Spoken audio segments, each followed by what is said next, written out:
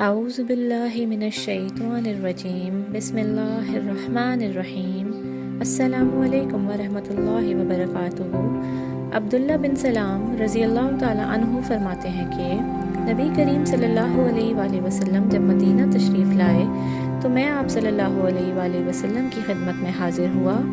چنانچہ جب میں نے آپ کا چہرہ مبارک دیکھا تو میں نے پہچان لیا کہ بے شک یہ چہرہ کسی جھوٹے آدمی کا نہیں ہو سکتا۔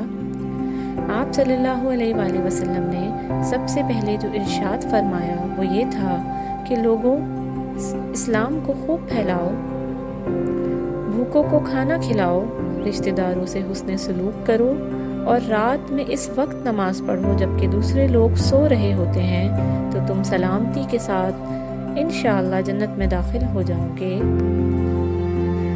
جزاک اللہ خیراً کثیرا۔